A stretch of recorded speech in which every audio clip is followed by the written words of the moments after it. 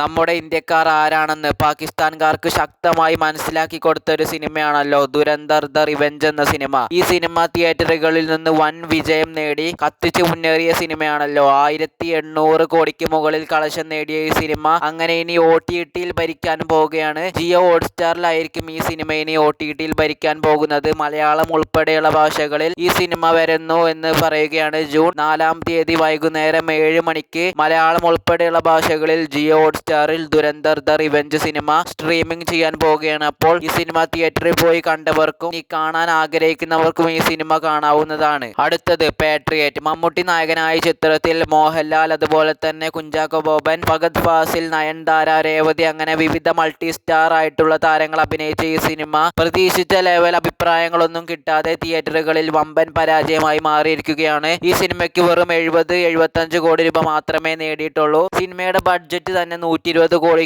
രൂപയ്ക്ക് മുകളിലാണെന്നാണ് അറിയാൻ കഴിഞ്ഞത്. അപ്പോൾ ഈ സിനിമ അങ്ങനെ എന്തായാലും OTT-യിൽ വിറ്റുപോയിട്ടുണ്ട്. അപ്പോൾ C5-ലായിരിക്കും പാട്രിയറ്റ് സിനിമ OTT-യിൽ വരാൻ പോകുന്നത്. ജൂൺ 5-ാം തീയതി ആയിരിക്കും വിവിധ ഭാഷകളിൽ പാട്രിയറ്റ് എന്ന സിനിമ C5-ലൂടെ സ്ട്രീമിംഗ് ചെയ്യാൻ പോകുന്നത്. അപ്പോൾ നിങ്ങളൊന്ന് കണ്ടു നോക്കൂ. ഈ സിനിമയുടെ അഭിപ്രായം നിങ്ങൾ താഴെ കമന്റ് ബോക്സിൽ എഴുതി അറിയിക്കുക.